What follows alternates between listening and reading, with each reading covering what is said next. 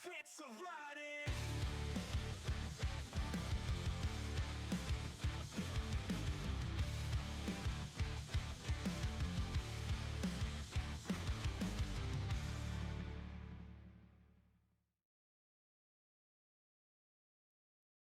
Hey there, Scribbles and Scratches. Welcome to the Fitz of Writing. I am your host, R.M. Johnson. Tonight, we're going to do something a little bit different. We have what I would still classify her as a storyteller, but she's not writing anything at the moment. She doesn't have anything to promote. But she's actually kind of at the outset of a potential writing journey. She reached out to us through Facebook and posed a question about ghostwriting, and we kind of got into a little bit of a dialogue. And I thought it'd be interesting to pull her in and talk to her, just kind of see what it was, the story she wanted to tell, and maybe different avenues she can take to achieve that, and just kind of see where she wants to feel like her writer's journey is gonna her first steps essentially. So I'll go ahead and bring her on. It's Danealle Orcutt. Am I saying that Yeah, correct? I just go by Danealle Orcutt mostly, so Moran is my maiden name. Okay, Yeah, so Danealle Orcutt. Welcome to the show. How are you doing? thank you. I'm good. Good today. Yeah. It's a nice day here in Montana, so kind of rainy, but So, just a brief aside. You are a mother of 4 children, correct? yes, yes, I am. And are you the thing I saw earlier when you sent it to me said you were in school still, like you were still in I schooling, am. and you're still Yep, doing I'm going to that. school, hopefully to be a physician's assistant, but I'm kind of back and forth on where I want to go right now. It's a little hard with 4 kids, and I'm a Yeah. widowed mom, so Oh, um, the opportunities are a bit harder because they don't want to travel. My kids don't want to relocate, so the school here only has a 5% acceptance rate.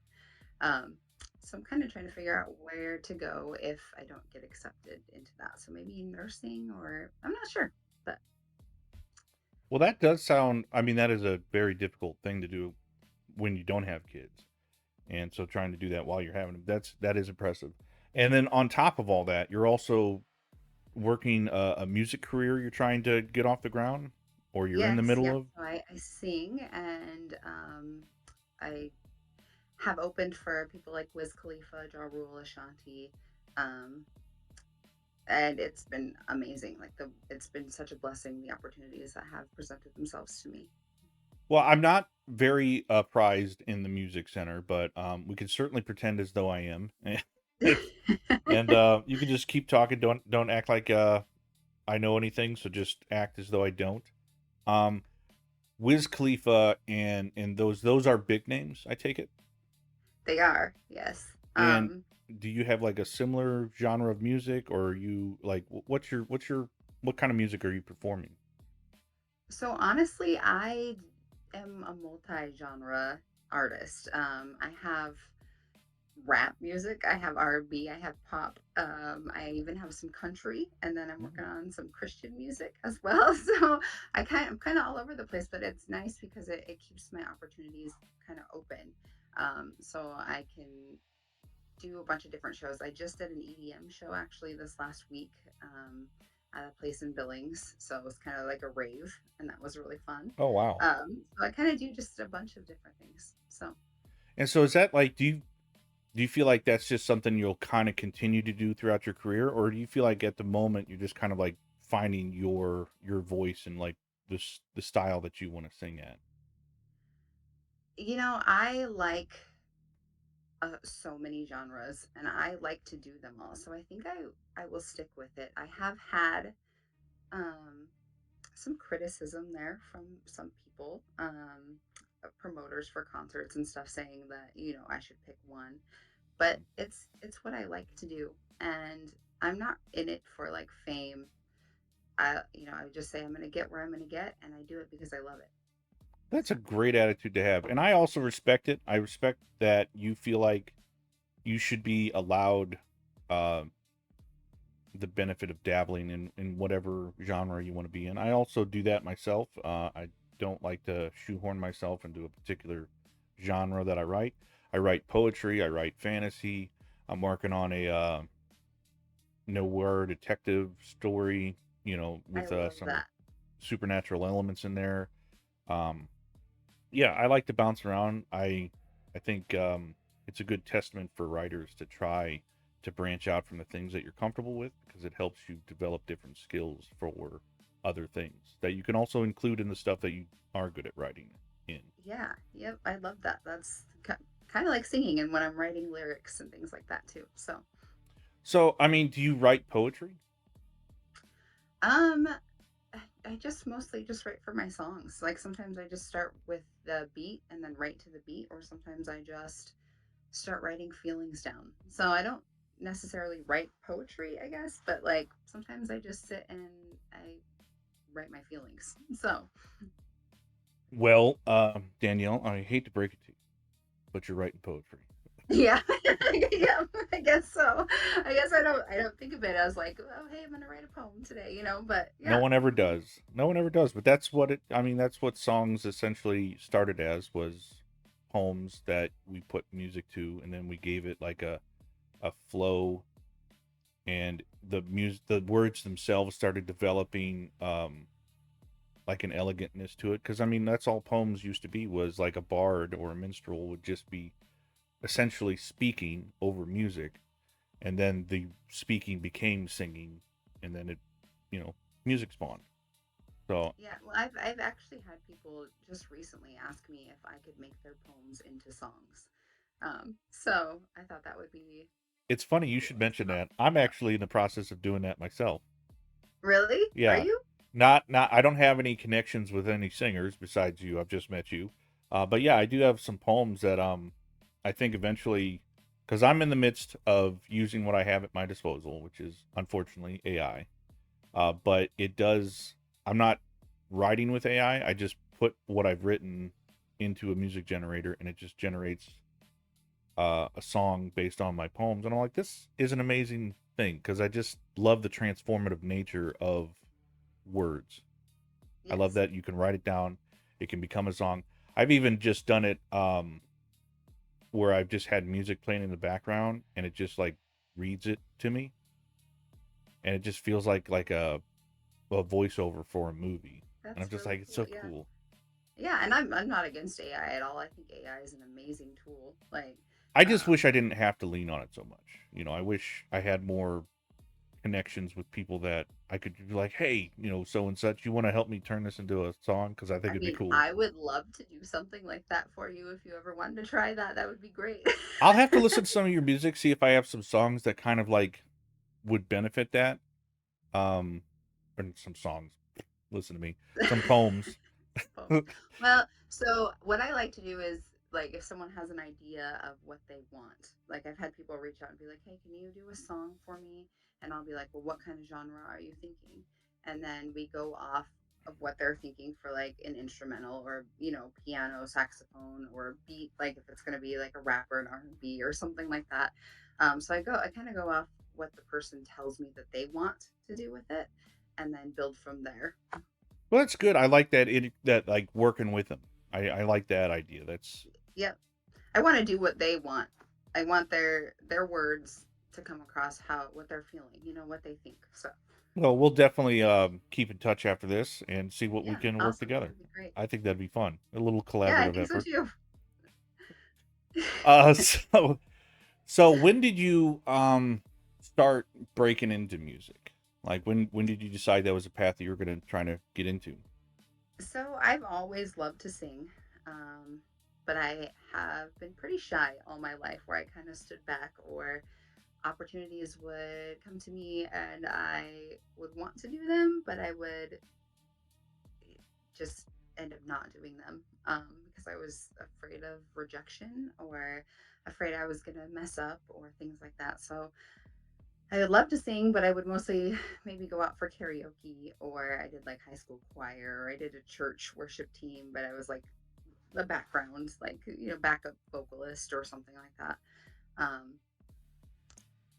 so a few years ago, my husband actually passed away in a car accident. And I think that kind of fueled my fire a little bit in a way where I felt that if I didn't do this and didn't go for something that I love, I may never have the chance because life is unpredictable. You don't know what's going to happen the next day. And so I knew it was something that I always wanted to do, um, but I was scared. And so this made me feel like if I didn't do it, I might never get the chance to. So I needed to try. So about 3 years ago, I stepped into the studio for the first time and wrote my first song, and then went from there. So Oh, wow. So you've really kind of, I mean, 3 years is not a long time.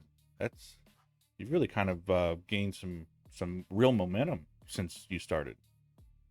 yeah, I opened for Ja Rule and Ashanti within a year of starting music. So Oh, I, I thought that was yeah, I thought that was pretty awesome, really. yeah. So, Well, you should like think I it's said, awesome. That is pretty awesome. yeah, the opportunities have been such a blessing. Like so, Yeah, yeah, I it kind of just jump started pretty fast, and I've had to get some courage.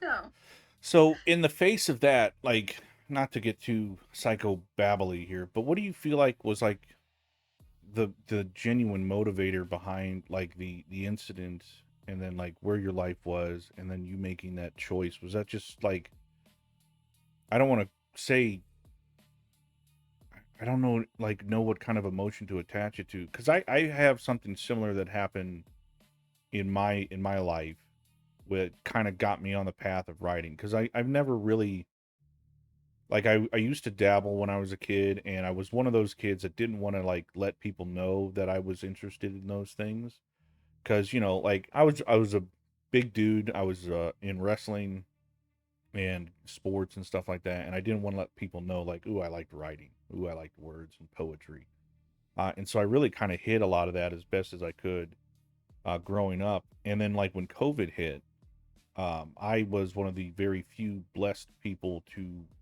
still earn an income while not having to go to work because I was like under a government contract and my contract was guaranteed, so they had to pay me, but they didn't want us to come in. And then I was just sitting at home and I just felt so guilty because I knew there was families out there that were not that beneficial to it. And I was just like, I feel like I really got to use this time to develop something in myself, to better myself, to do a thing that I've never thought about engaging in. And that's when I sat down and just like really started taking writing seriously. It's when I began my real intense knowledge gaining process, studying and stuff like that. And so for me, I feel like it was born out of guilt. But I was just kind of curious, like, what do you think like motivated you in that moment to just be like, I'm gonna pursue this thing? um, I think I don't know if it's like I don't know if it was really a feeling. I think a lot of it was my children, though. I don't know how I would put that into maybe like love for my children, or I wanted to show them too that we could keep going even through hardships, and when like bad things happen, we can push forward and we can still achieve great things. Oh, that's So, beautiful. That is a beautiful thought. Yeah. I think as parents, we all kind of feel that like pull to inspire our kids. I don't think that I don't think enough people do that. So I commend you for like stepping up and be like, this is a moment that I can use to show my kids life can be different. Like life's gonna hit you hard, but it's how you respond that really matters. yes, yeah. Yeah, and that's great. I don't want to make you go too far down that road because I'm everyone deals with their own um grief in their own way, and I'm not trying. That's not what this is about. Oh no, no, yeah, it's fine. Yeah, it's fine. But I do commend you for turning that into like a I guess we'll say like a teachable moment for your kids. Is what made you contact us regarding like your a story that you wanted to create or put out there or get out there? Um, so I've been through quite a bit in my life, and I've had a lot of people just tell me that I motivate them, and which is honestly one of the best feelings ever. Um, the fact that what I'm doing is helping other people want to, go back to school or maybe go try to achieve a goal that they've always wanted to do or a dream that they've always wanted to accomplish. Um, so I've had people actually tell me I should write a book about everything that I went through because it has motivated them as well. So I thought maybe writing a book could help other people, just base it on like the things that I went through. So Well, let's cue that up for like a more broad discussion in what it is you're endeavoring to do. Um, have you? I know when we first talked, I kind of shared some advice on like ways you could go about doing what you wanted to yes, do. thank you. Well, I appreciate that. I try not to sound like the old wise man all the time. I'm one of those people. I have a little bit of knowledge, so I feel like it's kind of incumbent on me to share it if I feel like it might benefit someone. I really Um, appreciated like everything you told me too. Like there were so many things just within that I didn't think of or that you enlightened me about. So oh, well, thank you. So have you thought more about like what kind of steps you want to take? Like I think I mentioned there is the ghostwriting option. Like if you don't feel like it's an endeavor you could take yourself, or you don't feel like you have the time, because it is a very time consuming thing to write, mhm. or the skill set to do it, because it does require some knowledge, especially with what we're talking about, like autobiographies. They're a little bit different, because you have to catch the audience in a different manner than you would like a narrative story. So it's a different creature. And so ghostwriting, getting in touch with someone that is equipped and does have that experience, could be a very viable option for you.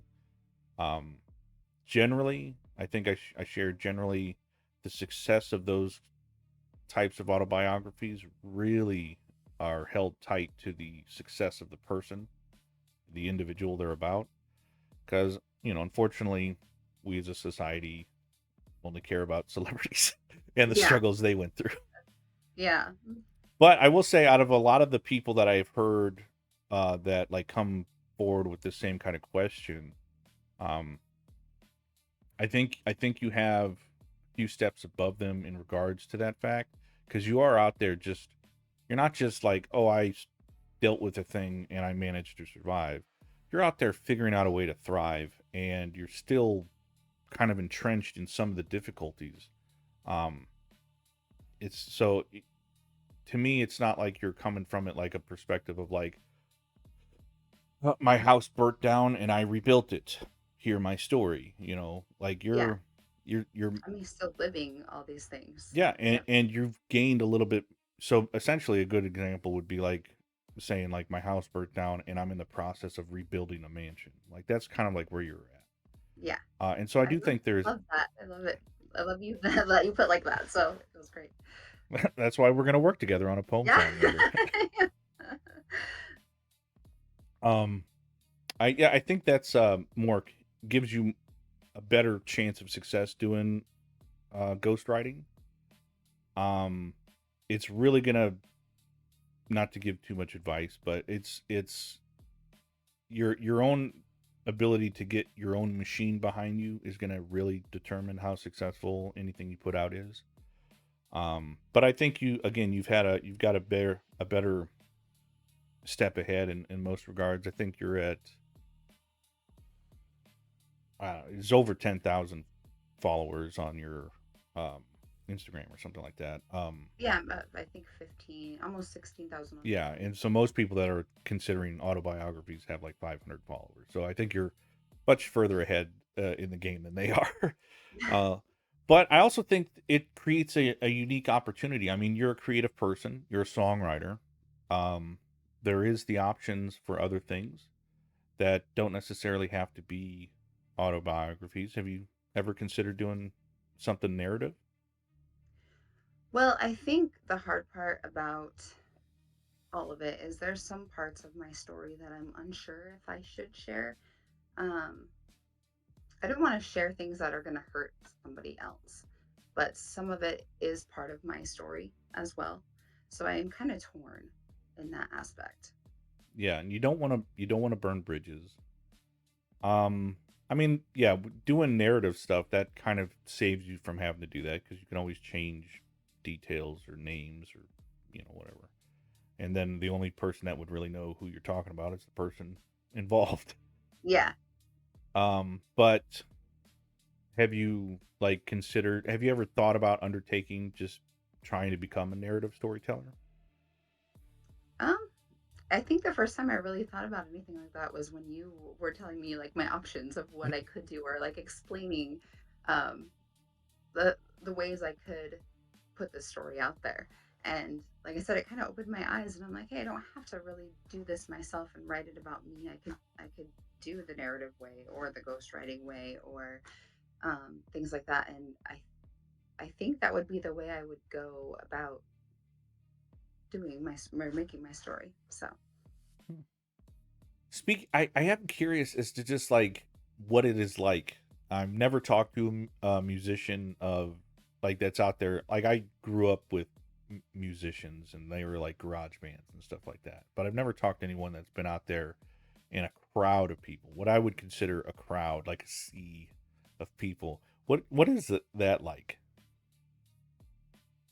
honestly, I think it's energizing in a way.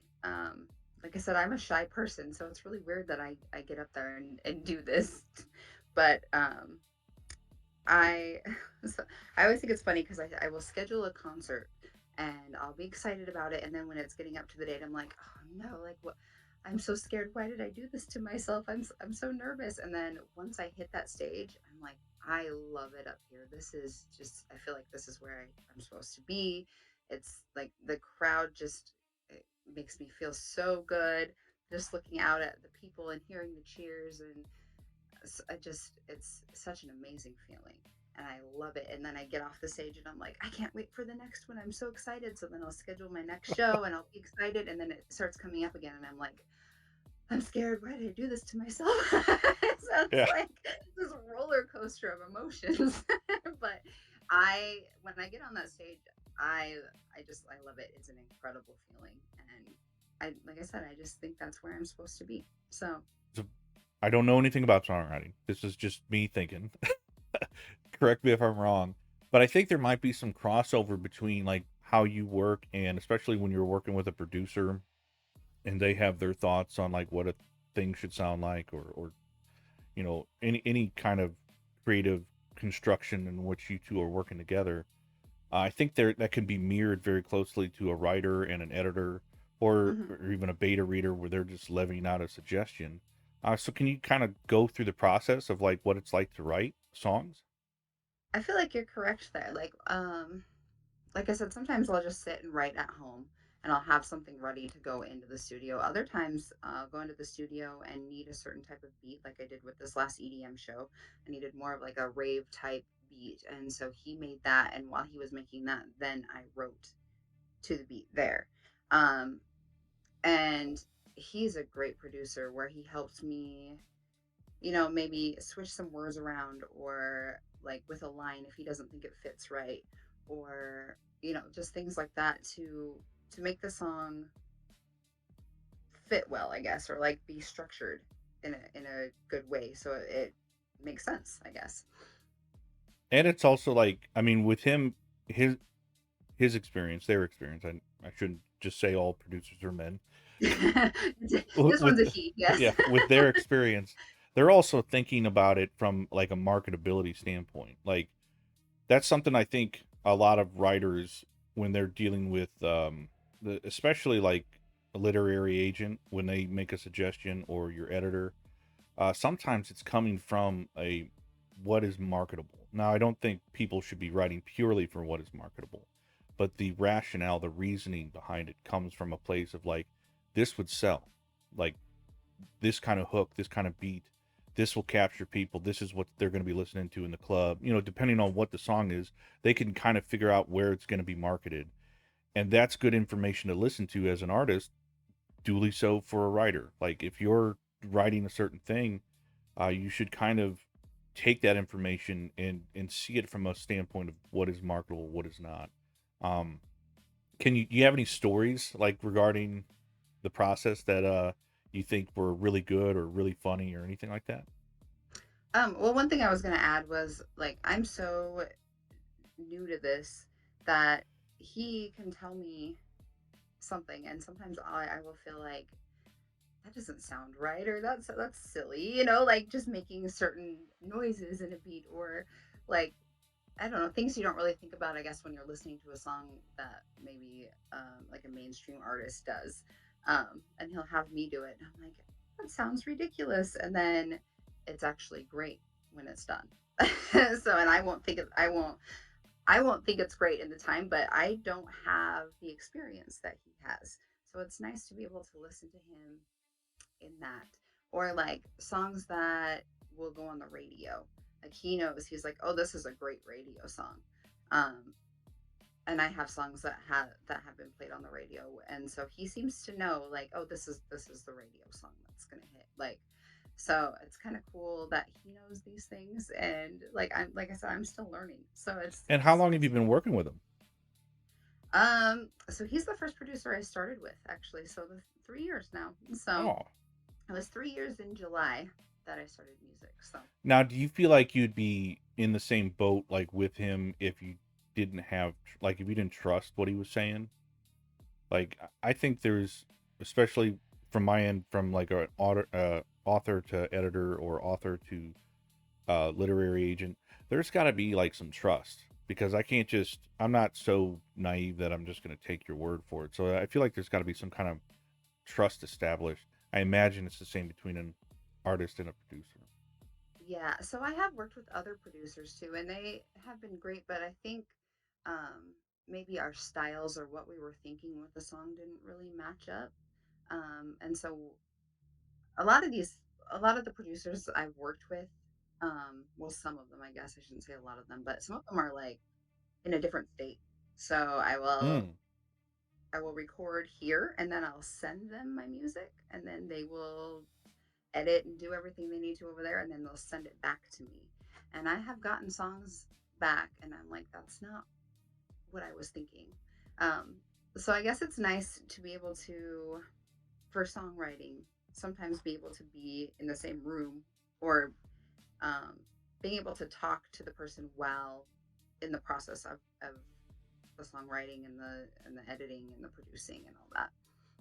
Yeah, I could definitely feel that. So to kind of pivot back, what we're talking about in regards to your first steps, um, you feel like, if I'm understood you correctly, you feel like you're going to try a narrative story, or you think you're going to reach out for a ghostwriter first? Yeah, I think the narrative sounds more like the way I'd want to go. And you think so? Let's, I could start this a thousand different ways. Let's let's kind of like storyboard something. If you don't mind. Yeah, I mean, you'll have to guide me because I don't know what I'm doing, but I really want to do this. So yes, Yeah, let's go. like let's just have some fun with it. Like I said, normally I don't like, this is not what we do on the show. So this, I figure, let's Oh, just it's see what something we can. different for both of us. Yeah, Yeah. we might make a habit out of, talking to people that are in their first steps, or maybe their second or third, and we'll just kind of Cool. Yeah, I have a love that. conversation, see where it goes. So you have a story. Now there's a bunch of different ways you can go about it. You can keep it in the realm of like just a regular, normal modern day story, with it being something dealing in trauma.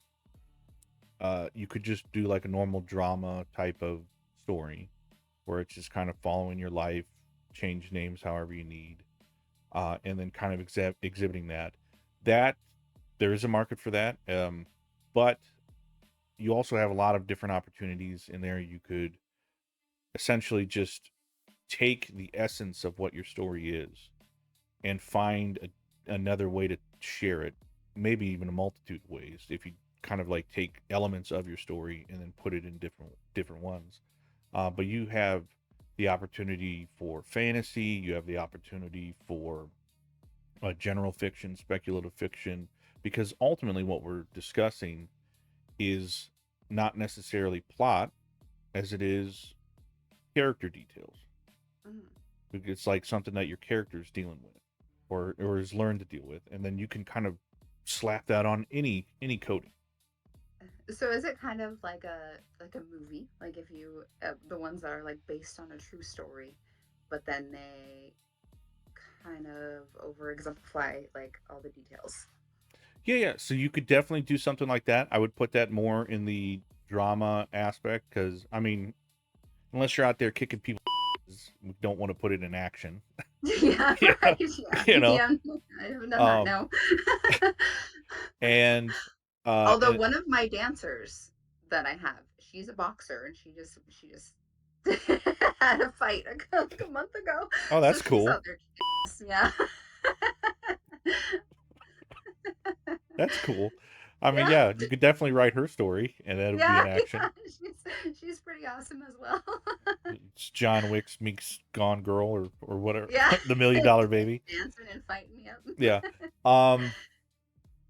Yeah. Bam. So if you were doing something like that, where it's like based on a true story, that would be kind of keeping it modern, changing details to protect certain people, and not burn bridges and not cast aspersions. Um. Then what you're gonna need to do is figure out a way to embody your voice, because I'm taking it you're going to be the main character, or your character is going to be Yeah. a resemblance of yourself. Yeah. So the real struggle then is not creating what we call a Mary Sue, and that is essentially a perfect character, someone that can't do wrong, they always have the answers, and that would Oh, be a that's not mistake. me. Yeah. That's not me for sure. But But as a writer, it's really hard. It's really hard for us to do that it's kind of because like maybe posting on Facebook where you just want to say all the good things and you don't want to put bad things. Like you might like you see other people's stories on Facebook and you're like, oh, they have the perfect life, and you don't really know what's happening behind the scenes. And that's what I feel like when you're saying this, a writer might just want to write all the good things instead of put any of the negative stuff in. yeah, it registers not only as inaccurate because nobody's perfect, but it really registers as disingenuous because you're actively avoiding the truth. And so if you go into that kind of avenue of like, I'm going to tell a story based on a real story, based on my life, but I'm going to change some details to protect people and careers and stuff like that. I just feel like the story is important to hear. Then you'll have to kind of just commit to yourself that you're going to be very open and honest, and that means shining a light on yourself in the dark places that you feel very uncomfortable with people knowing, and that Mm-hmm. in itself can be very challenging. Um, People have gone to therapy for years and have not achieved it. So, Yeah, you know, um, is that something you feel like you'd be able to do comfortably? Because yeah, you also have to definitely. consider your kids are at some point probably going to read it.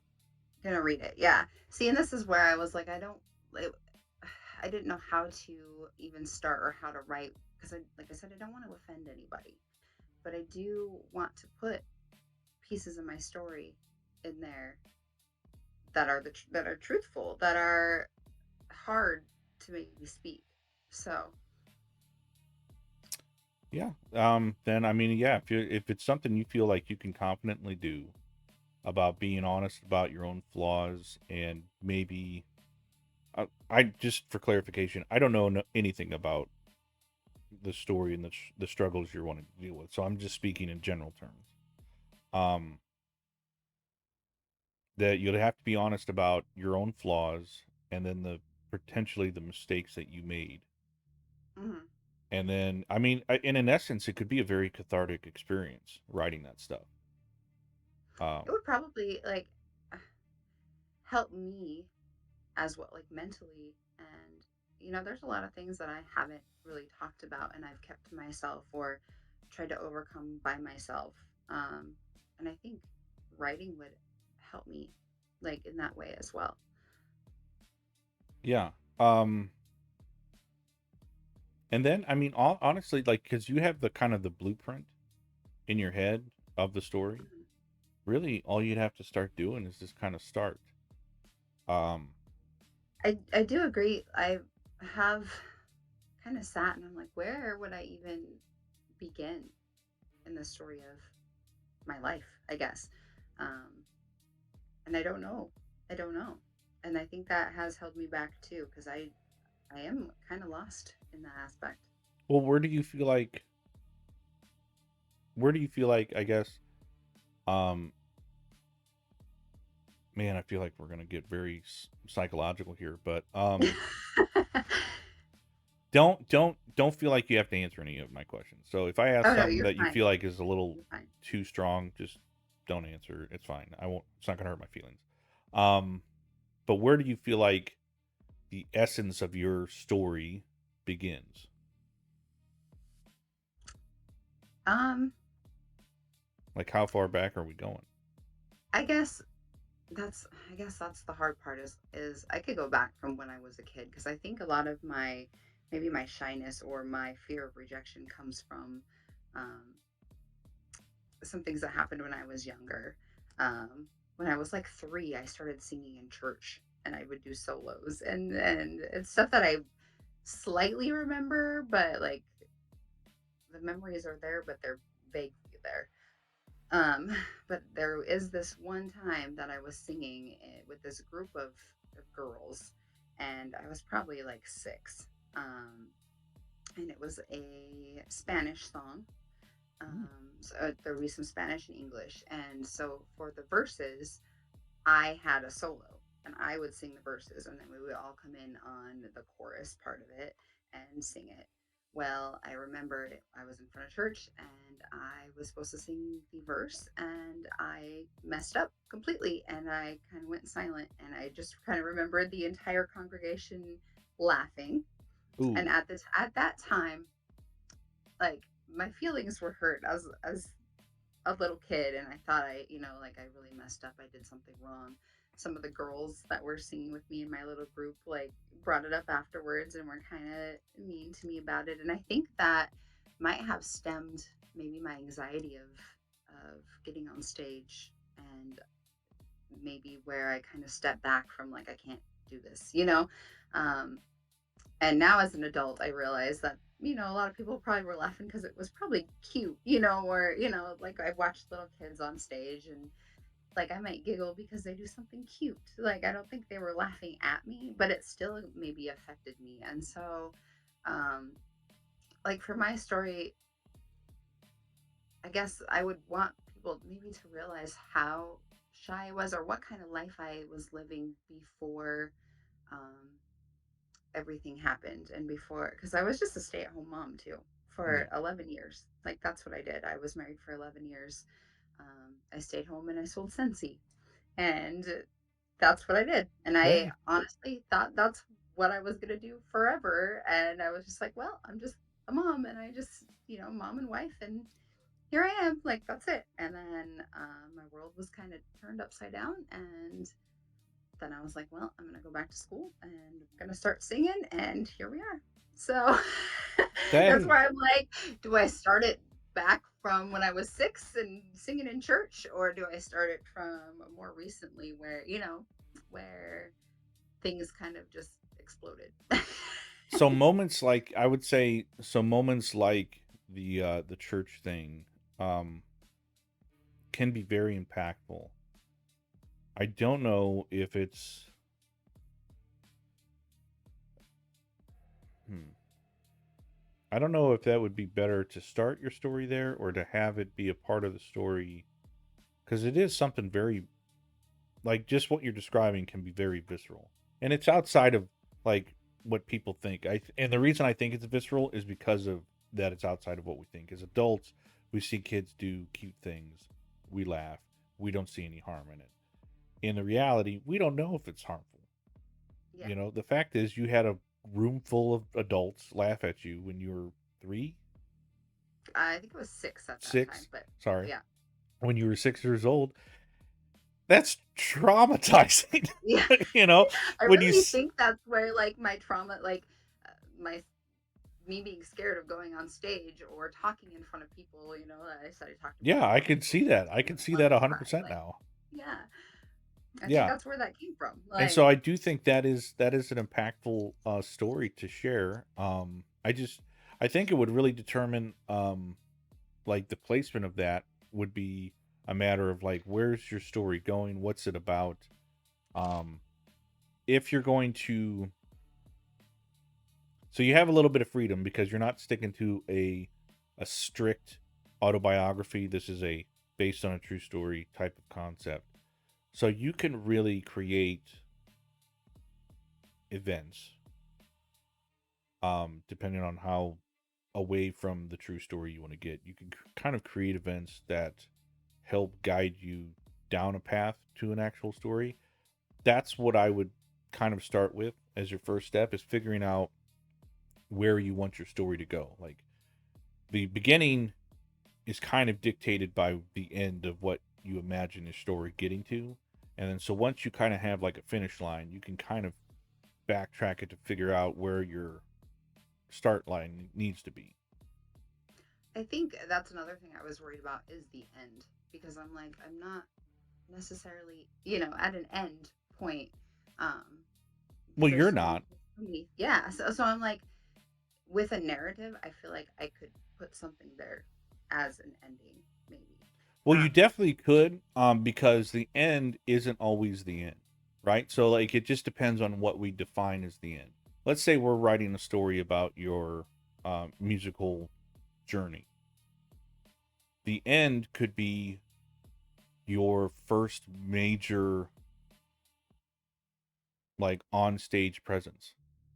You know, that could be the end of you just kind of walking out through the curtain, boom, roll mhm. credits, right? And then in that time frame, like you said, it was like your first year. It took you somewhere in that first year to get to that stage. So there's so much stuff in that first year or first 6 months that we could like kind of rally through as a majority of the story, and then boom, end of it, walking out the curtain. And then the beginning is you could just be in an interview talking to someone, sharing a story about the time when you were 6 years old, and you get what I'm saying? Yeah, yeah, I like that. So it's really a matter of creativity and where you feel like the end of a story, not necessarily the entire story, but just the end of a story is. And you know, like a good example is in Ring of Fire with Joaquin Phoenix. Okay, yeah. Like they don't end that movie with Johnny Death or John Death. Jesus, kill me now. Johnny Cash's death, right? Like they don't end it after the entirety of the story is done. They just kind of end it when they feel like the story they were telling has concluded, which was really about the struggle he was dealing with in his journey to becoming who he was, and then in his first marriage, and then the man that June Carter like helped make him be. And then Hmm. like once they were like, and that's kind of then he lived on for another 50 years or whatever. We all can we all understand the life he lived after that. Yeah. But the important part of that story was when he began to like when he finally felt like he was the man he eventually we all became to know him as. Hmm. So that's I something do you like could consider. that. Do you think using AI would maybe help me with maybe some of the creative parts or the extra details, things like that? I don't want to go too far into like making something, I don't know, how do I say it? Like putting something maybe that's a stretch of the truth in this narrative. So, like, is AI a good helpful tool for that, or? I I don't like AI for that. Um Okay. there's a lot of people out there. To me it's the only way I would approve AI, and I don't think it needs to be touted in your book or anything, is if what you're doing is essentially asking AI like what would be a good premise for this story or something of that nature, asking for a generalization to help you get on track creatively so that you can start writing, not asking it to fill in spaces, not asking it to correct your grammar, not asking it to write anything for you. I just like using it kind of like as a sounding board because you may not have access to a lot of writers, which hopefully this little conversation will change for you. I hope that a bunch of people reach out to you and it's like, hey, I heard your story. I have some interesting points on how you could start it or something like that. So you That don't would need be awesome. AI. That would be my number one goal for this, is that it kind of gets you in touch with more people that are out there writing and have experience in creating stories and kind of can assist you in your journey without you having to rely on AI. But I've heard some people kind of using it for a sounding board of just like answering a question like, hey, I think I have a plot hole. How would you go about correcting that? And then it kind of spits out an answer, and then they take that answer and kind of morph it into something themselves. I'm not necessarily against that. I don't think it's writing anything for you. I think it's just helping you manage your own ideas and kind of like get your own thoughts thinking. But I don't think it's as hard as you think it's going to be. I like the idea of working with other people for sure. I think it's like we were talking about the songwriting process where I work with my producer, and it's the communication thing, the back and forth, the seeing what fits and what doesn't fit. Or I like that, but I don't have that many people in my life with writing books. So Yeah, I get it. I I don't have many, artists in my life that yeah. help me turn my stuff into songs. Um Yeah, and I think that's kind of a shame on us in our community. I think we do get a little nudie sometimes, maybe a little standoffish. I know when you first messaged us, Sean, he was real apprehensive about moving forward. Not to throw him under the bus or anything. No. He wanted to, especially with our first season relaunch, like he wanted to be talking to people that had something to talk about. And I immediately saw it, and I was just like, I think this is someone that's just like looking for some guidance in a first step, and I don't see like why that would be a problem. And I eventually kind of talked him into like let me just interview you and talk about it and see what it is, because I think this is a valuable time, like this moment you're in of kind of figuring out whether or not this is something you want to do. Hmm. I mean, writing, one major difference between writing songs and writing anything literary is the time and the energy you have to put into it is far greater. Um, Even when you compass like producing and music tracks and beats, like that's a lot of work, but it's not going to take you. At least I imagine it shouldn't. It's not going to take you sometimes 4 to 5 years to create a thing that you're like, I'm okay with this. you know, I'm Yeah. sure some songs are very elusive, but that's that's like on average for a lot of newbie writers. It's like this is going to take years to write, just Hmm. to me to get to a point to where I can start seeking editors who are then going to tell me all the mistakes I made, and I got to go back and fix that. So the good news for you is you're probably not any stranger to the level of effort you're gonna have to put into it. But it is an endeavor. Yeah, I feel like it's going to take me definitely longer than songwriting. And I just need to figure out like where to go, like how, like you said, how to start, where to go, who to talk to. There's like so much that goes into it. Well, I mean, since you've considered doing like a narrative story, based on true story kind of concept, versus autobiography, have you considered names? Or better yet, here's a great step. Just think of the name of your book. Oh yeah, see, I have no idea. I guess it would go, I don't know. I don't know. Like with songwriting, I feel like we write the song and then write the name of the song. So So so usually, like, the great thing about writing literature is you can literally start from any angle. You can start from a character and you're like, I really love this character. Now let me design a place to put them.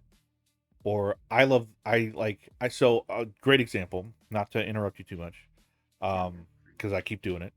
you're fine. No worries. I'm very interested in what you're I saying. have I have a noir detective story series that I'm kind of like working on, and I've been working on it for a while. I have the first like novella of it done, and I've started my second one, and the whole idea behind this whole like world I created, which is like I wanted to do kind of like a old Sherlock Holmes kind of story where it's like not in the terms of like Sherlock Holmes being super smart, but like the original stories of Sherlock Holmes are told from the perspective of Watson. So like Watson's the narrator, he's explaining all this stuff. And I was like, that's kind of cool to be on this journey with this really kind of like extraordinary person, and you feel like you're not that extraordinary, but you're just kind of like along the ride with them. And so I started it with that concept, but I didn't have like anything beyond that.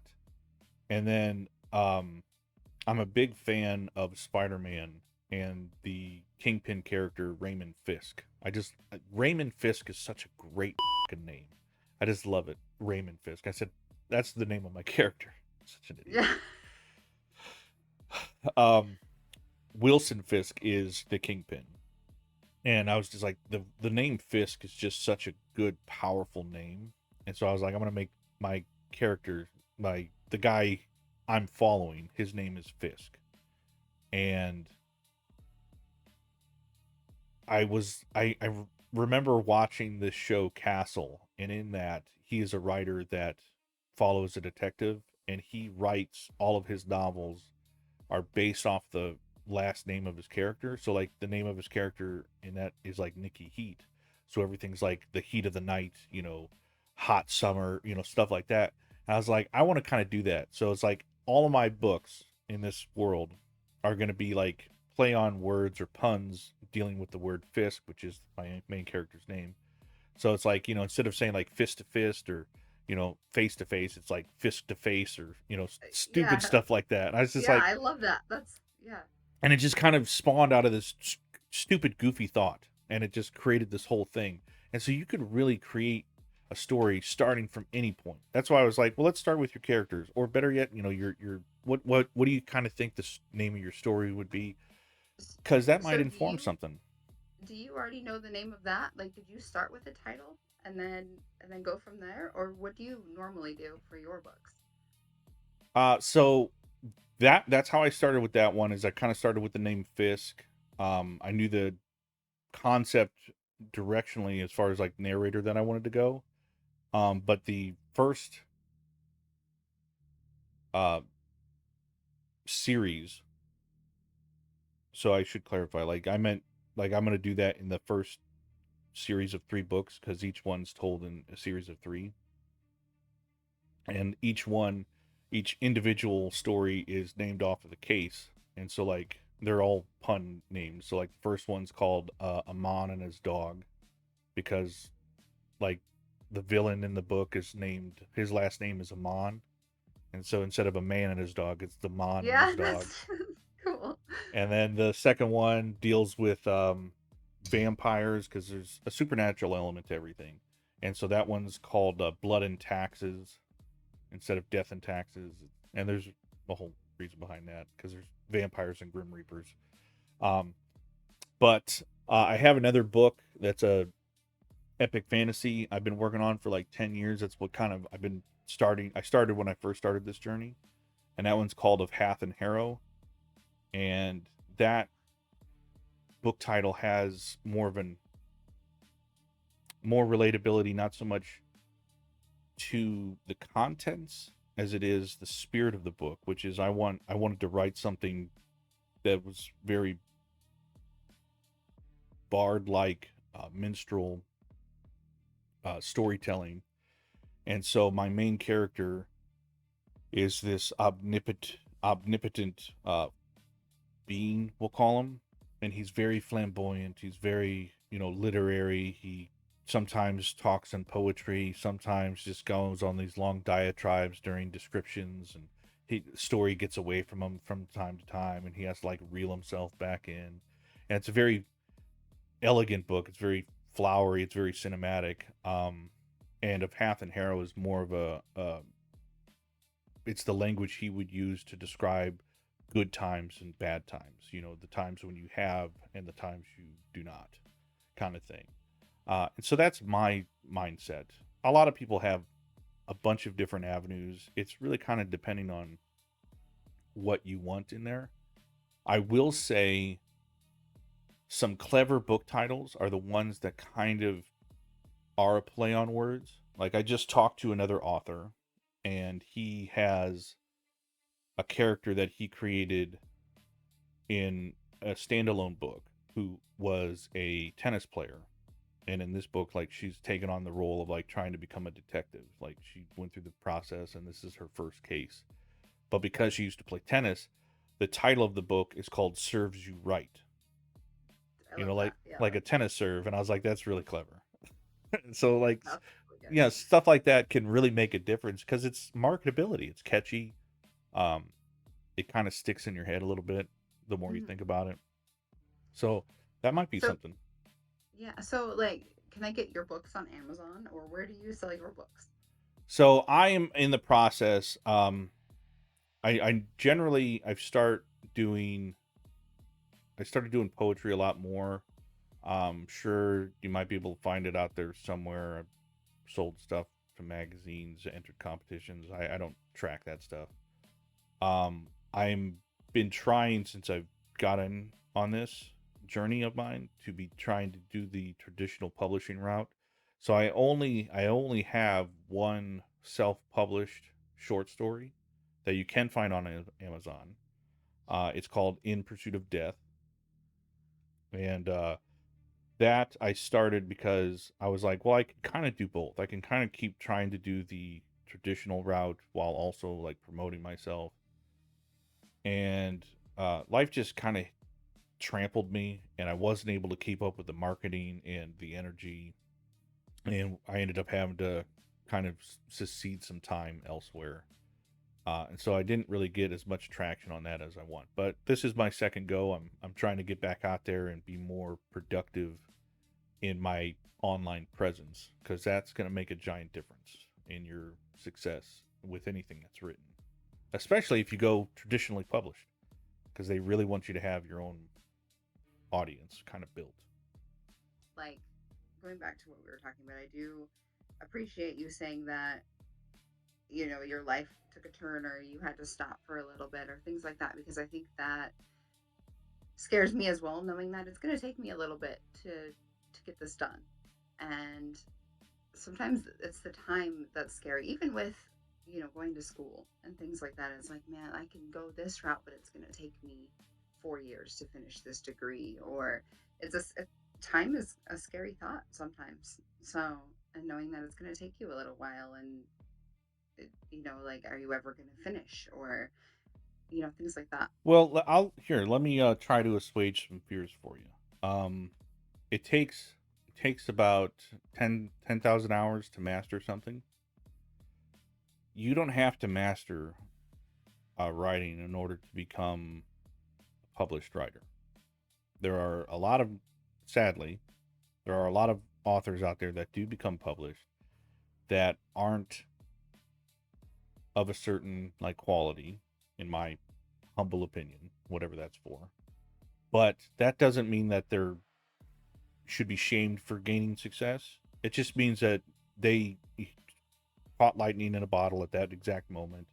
And hopefully, the only thing I can hope is that they continue to get better as they continue to work. So don't feel like you have to master something in order to gain success, particularly in this field. Like I said, you've already got an audience. That means a lot. Start writing something. Who the fuck cares where you start? Just start writing something, because no matter how much advice I can give you, I can't really help you with anything unless you've written something, Hmm. because we're just talking in the ether right now. right? So until you write something and go and send it to me or somebody that you trust, because I'm just a stranger, um, you send it to me or somebody, and you're just like, "Hey, what do you think of this?" I can't really say like, "Oh, that's a good start," or "Yeah, I think you're going in the right direction." And the true fact is, as much as you learn, you could spend those 10,000 hours just learning how to write. But if you're not actually writing, you haven't learned a damn thing. And so, like, you have to do the two simultaneously. But you've got the audience. You're in college, right?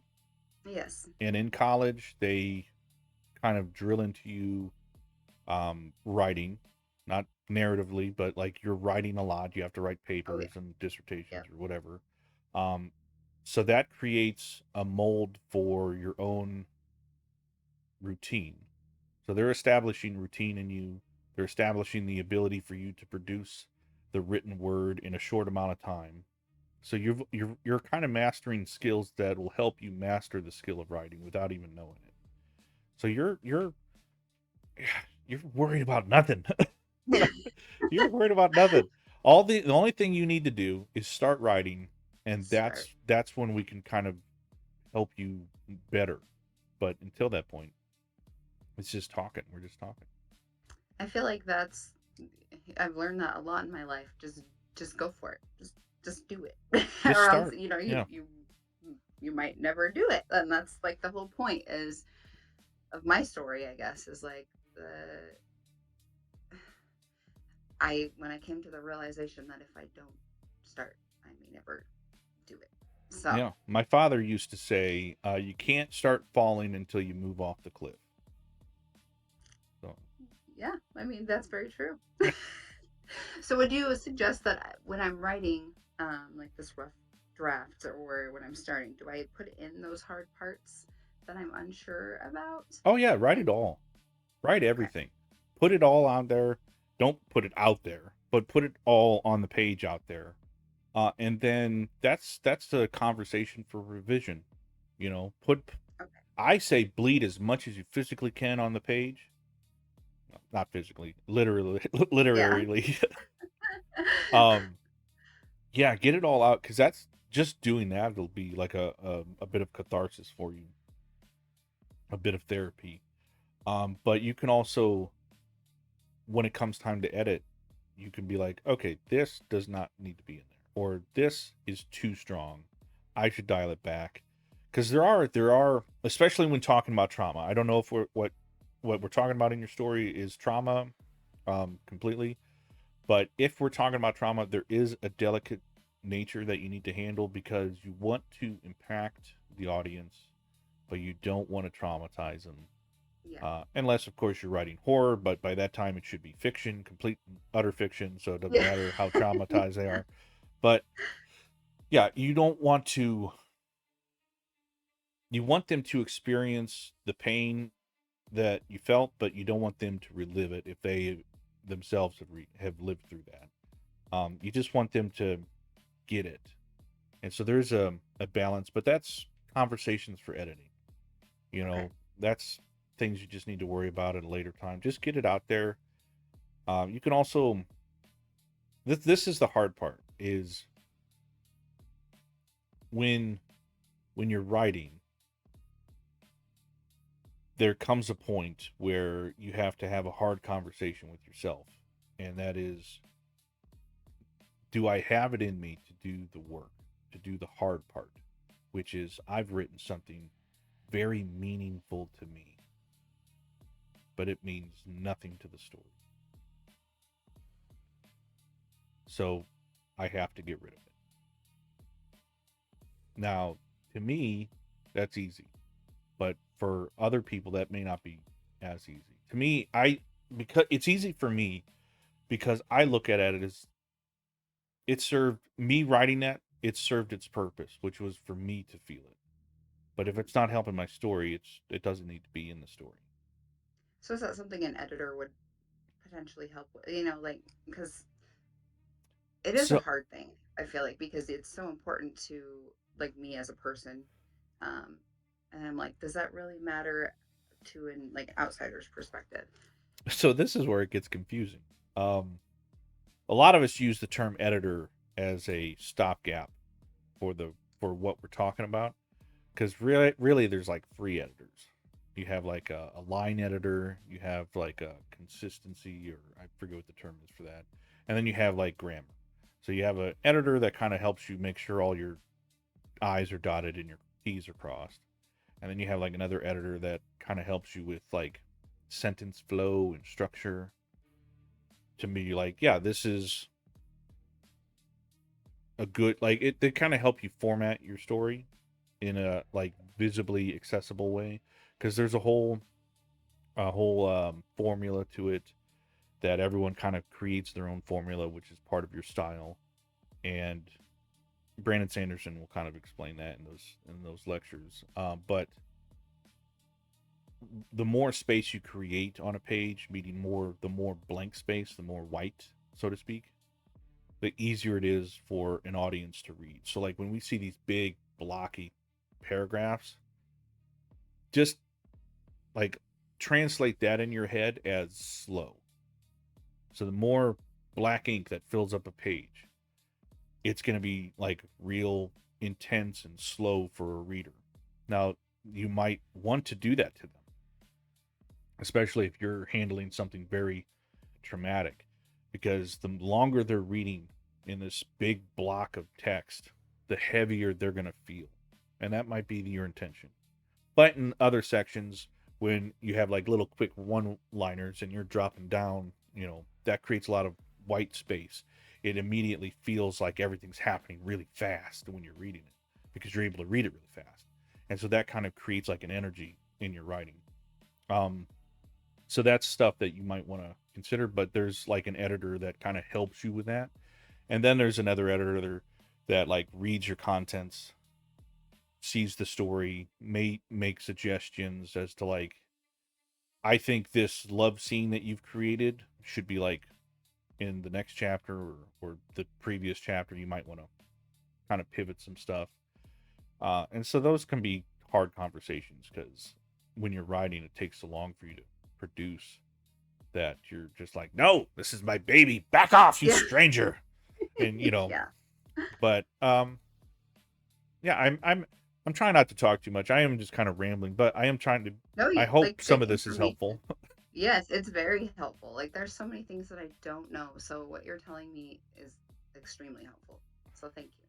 Well, like I said, the best place for you to start is just to start writing, and then we kind of have more to kind of talk about in regards to where you feel like your story should start, what elements you feel like you should add in there. Um, I think start with the fun stuff, not necessarily the contents, but the fun part of creating, which is the safe stuff. Create names. Are you gonna? Here's a good. Are you gonna keep the name of your towns? Or are you gonna create fake names? I probably do fake names, honestly. There you go. Yeah. You've got one. You've solved one mystery in your mind now. Yeah. Yeah. Okay. That's see, these are things that I didn't think about. And it's nice to have someone here to kind of walk me through things and make me feel a little more confident about all of it. Well, I appreciate that. I will say, because you're in nursing, right? That's what you said. Well, PA is what I hope to, physician's assistant is what That I hope to do, but yeah, I the might be, medical field. yes, somewhere in there. Just remove my blunder, Sean. I did. Yeah, I knew exactly what she was doing the whole time. it was great. So yeah, since you're in the medical field, I will say you're probably more adept at structuring stuff. So like, I would kind of work on an outline and Okay. see if that works in your favor, because there are two types of writers. I don't know how not in the know you are. Well, there's technically three. So there's what we call an architect, or an architect or a gardener. And an architect, there is like structure, there's rigid, they draw up plans, they know where every bolt is going to go, and they do that before they start writing their story. and they rely heavily on outlines to do that. That might help you. Other people are called pantsers or gardeners, and they generally kind of like, which I don't agree with it, because gardener to me is equally as like setting things in motion. But you're just kind of like throwing stuff out there. You're seeing what the world has to offer. You're just coming up with stuff on the fly. That might not suit you. It might. I don't know your creative process. Um, and then the third one is kind of a mixture of both, where you're kind of doing both. And I feel like I'm in the middle somewhere in there. Yeah, for like my papers for college, I feel like I do an outline and then I start writing things, and then um, for some reason I really like to write with pen and paper. Like that's how I like to write. And some people think it's old school. Like I've gotten that with like even my lyrics for songs and stuff. They're like, "Why do you do that? Not type them out or write them on your phone or Well, that's thing." I because you just probably have a good penmanship. yeah, sometimes maybe yeah. I've written some notes down here. I'm still looking at them. I go, what the hell does I'm that even trying to say? figure out what it says. Yeah, this is for the interview. Well, so I end up writing like this outline and then I'll start writing.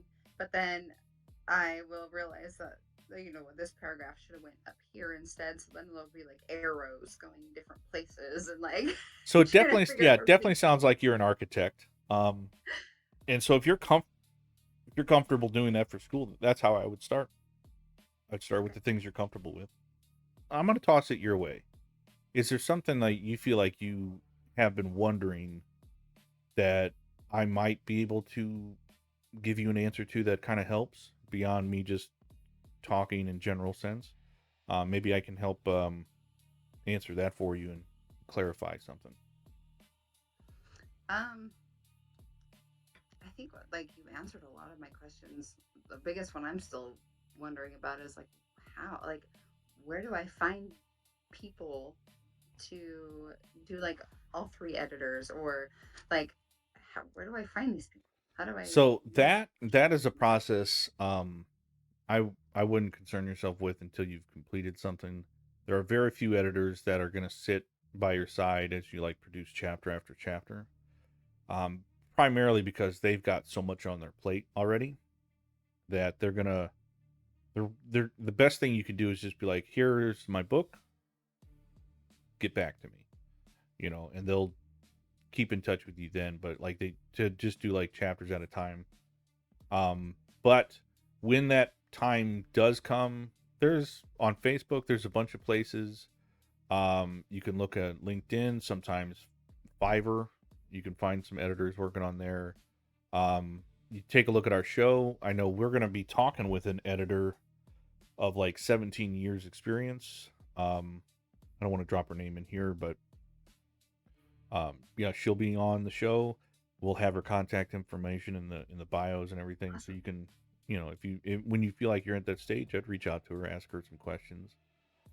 Sean and I will be certainly glad to answer any questions you have along the journey. Yeah, you guys are wonderful. Thank you. And if anybody's watching this, let me just toss this out. If anybody's watching this and you've heard what we've talked about and you want to assist Danealle in this journey, offer some of your experience or some of your assistance for like when she hits certain milestones in her path and you feel like you can help her in that stage, reach out to her. We're gonna put her links, any kind of social stuff in the description below. Do you want to kind of give us some verbal confirmation of where they can reach you? So I'm mostly active on my Facebook, honestly. So that's under Danielle, and it's Danealle, spelled a little different, and then Moran Orcutt. Um, you can also email me, which is Danielle, so it's spelled the same Danealle, and then it's underscore Orcutt, ORCUTT at yahoo.com. I also have an Instagram that I check usually daily, so you can reach me there. It's just at the real Danielle. So those are some good places to reach me. Yep. So definitely do that. Let's help her out. I think this is a good opportunity for a lot of us to kind of stop being the old curmudgeons that we are as writers, and let's try to really assist someone in this journey and help them become a good writer. I want to let everyone know that on our Facebook we released these writing prompts, telltales, every Tuesday. In the morning, I drop the normal written form of it. In the afternoon, I generally drop a audio version of it. So if you just want to listen to it, they're real simple.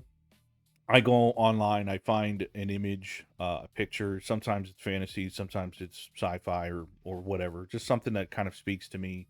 I or Sean will write a story that we see when we look at this image, and then we invite everybody to comment their own story, what they see when they look at the image. It can be poetry, it can be songs, uh, That's cool. Yeah. it can be just dialogue between two characters. It can be, a whole narrative setting, lore dump. I don't care. I'm just interested in what you as a creative person see when you look at this image. And then I encourage you to kind of like put some effort into it and see what you come up with.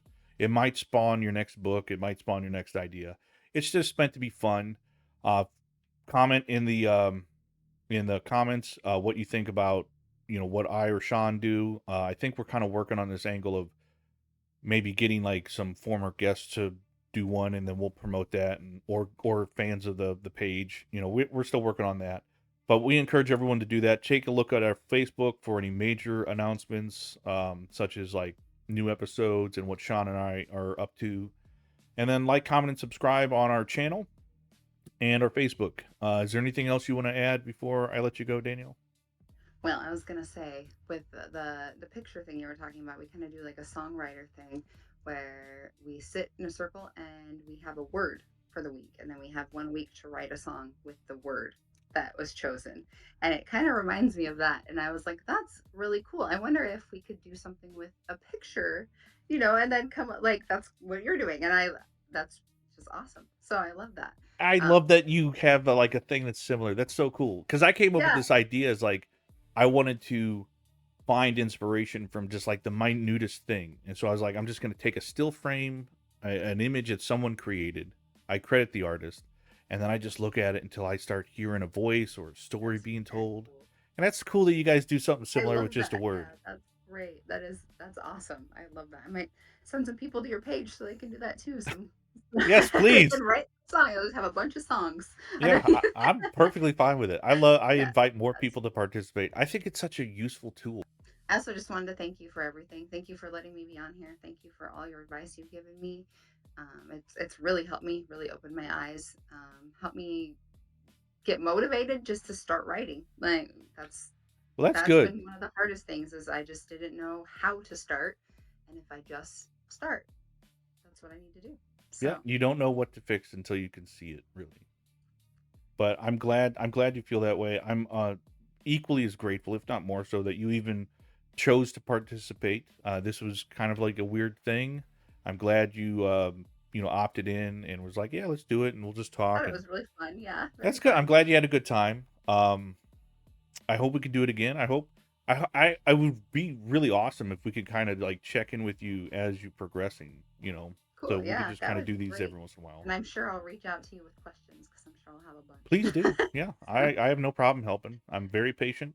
I have a lot of time on my hands. So, awesome. Yeah, that'd be great because I need it for sure.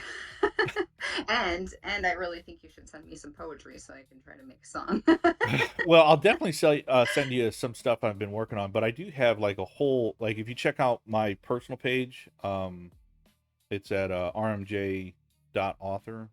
It's all right. I've enjoyed talking to you. I feel like we got a little bit more comfortable as we were going. This is kind of a Definitely. Yeah, I and you didn't make really it know very what cool. questions to So thank you ask. for that. You I say like that? Your Deadpool Oh book yeah. back there. Yeah. Yeah. Thank you. Actually, we have some Spider-Man stuff. So you were talking Oh about Spider-Man.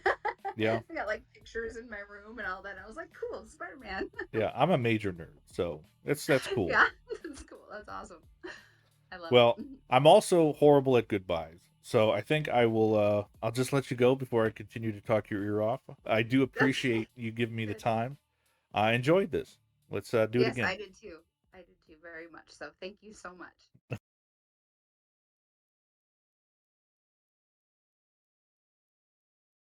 Oh, hey there, Scribbles and Scratches. I wanted to thank everyone who watched until the end. I also want to take a moment to thank Danealle for bravely coming onto the show. I know this is not an easy thing for her to do. Sean and I know this is not our usual format. It differs greatly from what we normally do.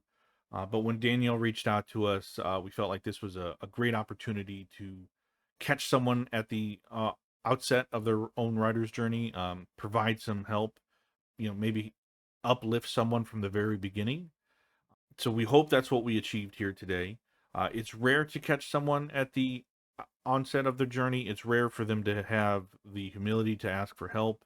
It's rare for them to be receptive of any information. And it's rarer still for the person you ask to be willing or able to provide any assistance without some agenda or mutual benefit, even if it's just getting a sense of where to begin.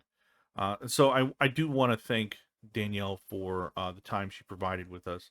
I think it's a unique opportunity, and I hope you guys enjoyed the video. But while we were talking, I had this like nagging feeling back in my head of like what Sean and I were kind of talking about when we first started wanting to bring this podcast back, and that was to create a community of writers and readers, of fans, editors, cover artists, storytellers from all backgrounds, basically. And we wanted to have something interactive, but we also wanted to help because we wanted to uplift storytelling as a whole, not just promote.